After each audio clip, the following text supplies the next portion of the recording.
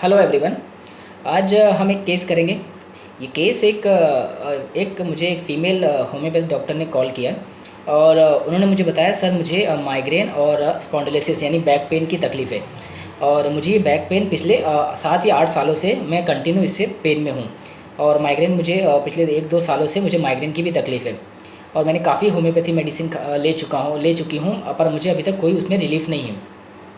तो बोला ठीक है, दिक्कत क्या हो रही है? और तो बोले, सर यही है, बस दर्द होता है और कभी भी दर्द उठ जाता है कमर में और सर में, मतलब एकदम बहुत ज़्यादा दर्द होता है, मैं दर्द को सहन नहीं कर पाती हूँ। तो मैंने बोला, फिर अभी कोई दवा ले रहे हो? नहीं सर, मैंने अभी पिछले 1-2 सालों से मतलब मैं कोई दवा भी नहीं ले रही हूँ। तो मैं बोला, फिर आप कैसे सहन करते हो, मतलब फिर क्या है, मैंने कैसे मैनेज कर रहे हो दर्द को?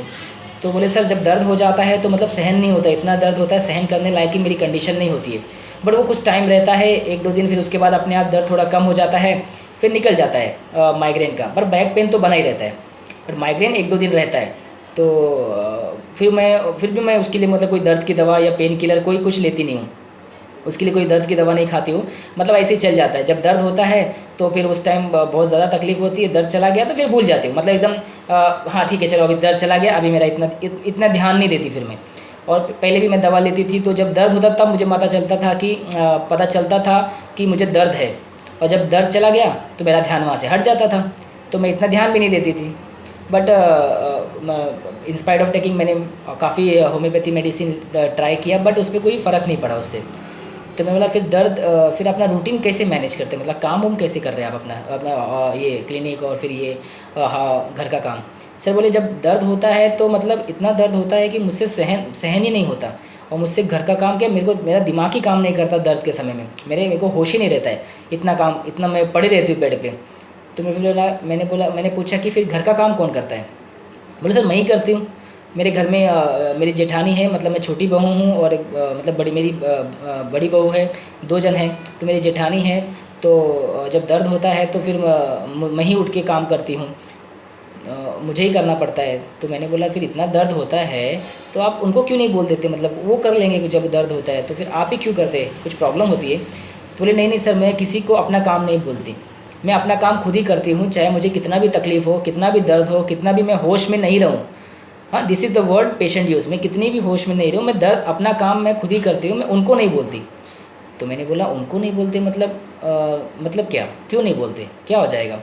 नहीं सर, मतलब मैं अपना काम, मैं दूसरों की हेल्प लेना नहीं चाहती, और मैं ख़ास करके उनकी हेल्प नहीं लेना चाहती, क्योंकि अगर मैं उनकी हेल्प लूँगी तो मुझे डर लगता है कि कल को वो मुझे ताना मारेंगी कि मैंने तेरे लिए ये काम किया था, या फिर मैंने तेरा हेल्प किया था जब तू बीमार पड़ी थी, या फिर जब तेरी कंडीशन ख़राब थी तो मैंने तेरी मदद की थी। तो मुझे इस बात का डर लगता है कि कल को ये उठ के बोलेंगी, तो इसलिए मुझे वो चीज़ सहन नहीं होगी, मुझे वो चीज़ नहीं चाहिए कि कोई मेरे मुझे उठ के कल को ताना मारे, तो मुझे उस बात का डर लगता है। इसलिए कितनी भी ख़राब कंडीशन हो, काम तो मैं ही करती हूँ, मुझे ही उठ के मैं सब काम धीरे धीरे सब कर लूँगी, चाहे मेरा कितना भी तकलीफ़ हो, रूटीन मेरा सब काम मैं ही करती हूँ। तो मैंने बोला, ठीक है, फिर आप मतलब फिर दर्द की गोली खा लो ना, कोई पेन किलर खा के काम करो, फिर दर्द में ही क्यों? नहीं नहीं सर, पेन किलर नहीं खाती मैं, मतलब मैं ये करती हूँ, अवॉइड करती हूँ, क्योंकि मुझे वो पेन किलर से कुछ किडनी उडनी में प्रॉब्लम हो जाएगी, कितना दर्द की दवा खाना, कुछ प्रॉब्लम हो जाएगी, कुछ साइड इफ़ेक्ट हो जाएगा, उसकी वजह से वो भी नहीं खाती हूँ। और मुझे तो सर मुझे तो मेरा दर्द तो छोड़िए, मुझे दूसरों का दर्द भी सहन नहीं होता। मतलब किसी को वहाँ तकलीफ़ होती है, और मुझे यहाँ से लगता है यार उसको कैसे तकलीफ़ हो रही है, मुझे वो दर्द देख के मुझे यहाँ डर लगता है कि मतलब मुझे कहीं वो दर्द ना हो जाए, मुझे दर्द का इतना डर लगता है कि मैं आपको क्या बताऊँ। मुझे दूसरों की, अगर हॉस्पिटल में भी कोई है तो मैं उनको देखने नहीं जाती, मुझे लगता है कि मैं कैसे देख पाऊँगी उनको दर्द में, मुझे दर्द का ही बहुत डर लगता है, तो मैं इसलिए किसी को दर्द में भी नहीं देख सकती। तो मैंने बोला, फिर जब आपको इतना डर लगता है दर्द से और इतनी तकलीफ़ होती है, तो फिर आप दवा क्यों नहीं करते अपने लिए? तो बोले, सर मैंने बोला, फिर आप जब इतना होता है, जब आपको डर लगता है, तो फिर आप किसी दूसरे होम्योपैथ के पास अब तक क्यों नहीं दवा लिया, या फिर खुद से कोई दूसरा किसी को नहीं दिखा दिया होम्योपैथ को? नहीं सर, मतलब जब दर्द होता है उस समय तक मैं कैसे कैसे सहन करती हूँ दर्द को, उसके बाद दर्द चला गया तो मेरा ध्यान वहाँ से चला जाता है, मैं हट जाता है, फिर मैं उसको भूल जाती हूँ कि मुझे दर्द भी था। तो ऐसे करते करते दिन निकल गया। तो मैंने बोला, ठीक है। तो मैंने बोला, और कुछ? तो बोला, नहीं सर, बस यही है, बस ये दर्द ठीक हो जाए, इतने सालों से मैं परेशान हो गई उस दर्द की वजह से। तो मैंने बोला ठीक है, मैं दवा देता हूँ, मुझे बताइए। तो मैंने उसको दवा दिया। मैंने 30 के 3 डोज़ दिए और 15 दिन बाद उसने मुझे फ़ोन किया कि सर 15 दिनों में मुझे एक भी बार हेडेक नहीं हुआ। बहुत माइल्ड से एक बीच में आया था पर अपने आप चला गया, बैक पेन 50% बेटर है। तो मैंने बोला ठीक है, फिर से मुझे 15 दिन में बताइए। तो 15 दिन में फिर से उसने फ़ोन किया कि मच बेटर पेन इतनी दिन में मुझे 7-8 सालों में मुझे बैक पेन कभी नहीं बंद हुआ।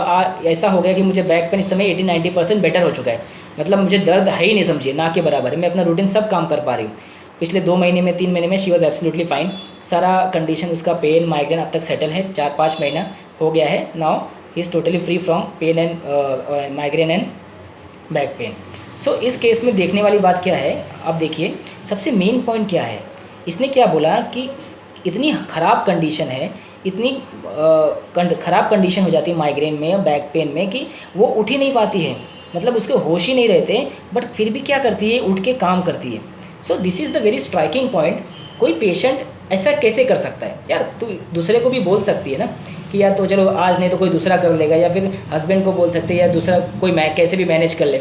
बट ये क्या करती है, ये अपना काम दूसरों को नहीं बोलती है कि कल को उठ के ये ना बोले कि मैंने तेरी हेल्प की थी, मुझे ताना ना मारे कि मैंने तेरी मदद की थी, और ये बात उसको चुभती है। इस बात का उसको डर है ताकि वो कोई इसकी मदद करे और कल को उठ के ये ना बोल दे कि मैंने तेरी मदद की थी। सो इस बात का उसको डर रहता है। इसकी वजह से क्या होता है कि ये अपना काम उस कंडीशन में भी उठ के करती है, चाहे वो कितना भी दर्द हो। तो ये क्या है, this is ईगोटिज़म।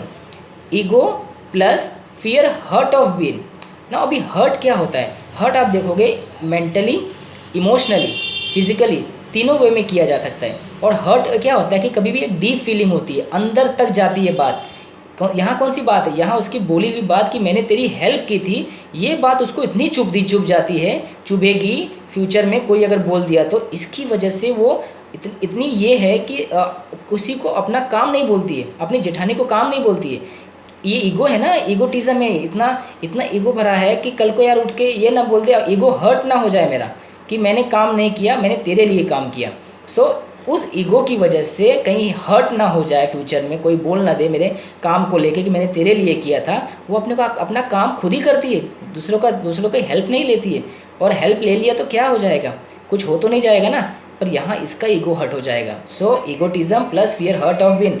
So second rubric है, इतना दर्द सहन करती है, दर्द होता है तब तक सेंसिटिविटी रहती है, दर्द चला गया तो भूल गई। This is frivolousness, careless. हाँ, बाकी 2 साल से दवा नहीं ले रही, दर्द को सह रही है, जबकि सेंसिटिव कितना है, दूसरों का दर्द सहन नहीं होता है उसको। दूसरों का दर्द देख के उसको डर लगता है, कहीं उसको सहन नहीं होता वो दर्द, इसलिए हॉस्पिटल भी कहीं नहीं जाती है। इसको इवन इंजेक्शन का भी डर लगता है, उसने मुझे बोला था कि इतना डर लगता है उसको। तो ये क्या हुआ, ये फ्रिवलसनेस है ना, केयरलेस है। जब तक दर्द है तब तक सेंसिटिव है, उसके बाद दर्द गया तो फ्रिवलस हो गई। So sensitive to pain, frivolous, और fear pain of the pain. अब देखेंगे fear pain of the pain, ये जो रूब्रिक है इस केस का सबसे स्ट्रॉन्ग पॉइंट है ईगोटिज्म और फियर हर्ट ऑफ पेन। ठीक है, और फियर इंजुरी भी है। इंजुरी क्या होता है, और हर्ट एक डीप फीलिंग होती है। इंजुरी क्या होता है, एक सुपरफिशियल होता है, टेम्पररी होता है, टेम्पररी लॉस होता है। और हर्ट में क्या होता है, इंटरनल तक वो बात जाती है और हार्ट तक हर्ट करती है, अंदर डीप फीलिंग होती है। ठीक है, इमोशनली मेंटली आपको कोई बातें लग जाती है ना दिल को, तो वो होता है हर्ट। सो इस केस में भी वही था कि इसको दूसरों की बात हर्ट ना कर जाए, या दूसरों को इसको ताना ना मार दे, सुना ना दे कि मैंने तेरे लिए काम किया था। इस वजह से ईगो में रह के वो दूसरों को अपना काम नहीं बोलती है। सो this is the case of, मैंने इसको अर्निका मोंटाना 30 दिया था। आप देखोगे अर्निका मोंटाना 30 देने के बाद इसकी सारे कंप्लेंट चले गए। अब आप देखोगे इस बहुत क्लोज रेमेडी है इसके बेलाडोना भी ऐसे ही करता है, फ्रिवलस वो भी होता है, सेंसिटिव पेन वो भी रहता है, जब तक दर्द रहता है और तब उसकी सेंसिटिव रहती है। दर्द चला गया तो फिर अनकॉन्शियस स्टेट में चला जाता है। बट बेलाडोना क्या होता है, बेलाडोना लाइट में रहता है। ठीक है, वो चीज़ों का बर्डन नहीं लेता है। अब यहाँ इसने बर्डन क्या लिया, समझो आप, यहाँ ईगो ज़्यादा स्ट्रांग है। तकलीफ में बेलाडोना क्या करेगा कि यार चल ठीक है, मैं नहीं होता यार, तो तू कर ले, कोई दिक्कत नहीं, इतना स्ट्रेस नहीं, दूसरे को बोल देगा, काम अपना ज़्यादा सर पे लोड नहीं लेगा। अर्निका मोंटाना क्या करता है, अर्निका मोंटाना लोड नहीं लेना चाहता है, मतलब यहाँ ईगो वाली बात आ जाती है, अपना काम दूसरों पे नहीं डालता है, अपना काम कितना भी तकलीफ रहे खुद से करता है, कहीं कल को उठ के कोई ताना ना मार दे, कोई बोल ना दे, तो ये क्या है, ये ईगो और फियर हर्ट ऑफ बीन जो बेलाडोना को अर्निका से डिफ्रेंशिएट कर देता है इस केस में। सो अर्निका हम इस वे से भी यूज़ कर सकते हैं। और एक case, this is the case of Arnica Montana, ये लेडी को मैंने अर्निका मोंटाना दिया था। एक केस मेरे सर का है, ये जो मैं एक और एग्जांपल देता हूँ उसके साथ। मेरे सर उनको अचानक से एकदम फीवर और जॉइंट्स पेन एकदम क्लिनिक से आने के बाद स्टार्ट हुआ, और इतना ज़्यादा हाई फीवर हुआ, पेन चालू हुआ कि ही वॉज मतलब अनकॉन्शियस स्टेट में चले गए, वो इतना फीवर था। और वो बहुत ज़िद्दी थे कि वो कभी एलोपैथी मेडिसिन नहीं लेते थे, वो हमेशा एलोपैथी ही लेते थे चाहे कुछ भी हो जाए। और घर वाले स्ट्रेस में थे कि इनको कहीं कुछ प्रॉब्लम, कहीं उसकी लाइफ थ्रेटनिंग ना हो जाए, इतना अनकॉन्शियस स्टेट में थे। इवन वो बेड से खड़े नहीं हो पा रहे थे, उनको उठाना पड़ता था। पर ये क्या करते थे, ये दूसरों की हेल्प नहीं लेते थे। तो और कभी आज तक कभी इन्होंने कभी किसी की हेल्प नहीं ली। तो ये क्या हुआ कि ये पूरी तरह से बेड रिडन हो गए, 2-3 दिन से उठ ही नहीं पाए वो। क्लिनिक तो छोड़िए, ये घर से बाथरूम तक जाने की कंडीशन ख़राब थी इनकी। तो मुझे इनके लड़के ने फ़ोन दिया, उनके लड़के ने बहुत इंसिस्ट किया, चलो हॉस्पिटल चलते हैं, आपको एडमिट कर देंगे, आपका इलाज करवाएंगे। But he was totally defined of it, नहीं मुझे नहीं जाना है, मुझे एलोपैथी नहीं लेना है, मैं होम्योपैथी से ही ठीक हूँगा। तो फिर उसके लड़के ने बोला कि आप एक बार रवि से बात कर लीजिए, तो शायद एटलीस्ट वो मेडिसिन आपको बता दें।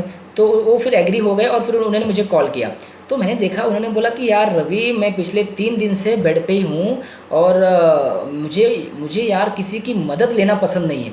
मुझे अच्छा ही नहीं लगता कि मेरे को कोई उठाए और मुझे कोई मेरे को सहारा दे, मुझे वो पसंद ही नहीं, मेरी ज़िंदगी में आज तक नहीं लिया मैंने कभी।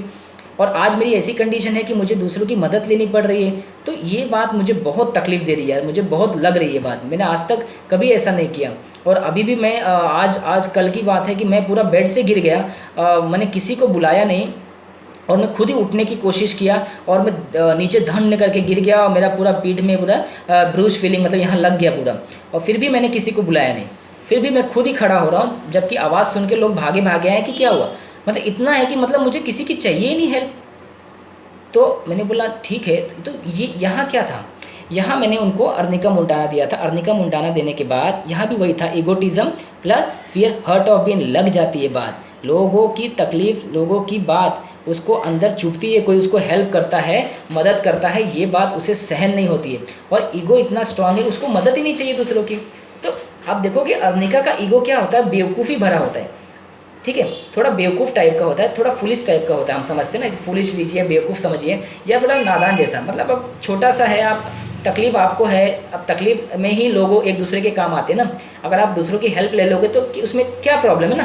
पर अर्निका को ये बात बहुत चुभती है, उसको सहन नहीं होती है, क्योंकि उसका ईगो इतना स्ट्रांग होता है कि वो काम उसको करने नहीं देता है, वो चीज़ उसको हेल्प लेने देता नहीं है, क्योंकि फ्यूचर में उसको ये बात यहाँ चुभती है। फियर हर्ट ऑफ बीन है और ईगोटिज़म, अगर आप 2 ही रूब्रिक भी डाल दोगे तो भी अर्निका मोंटाना सिंगल आती है।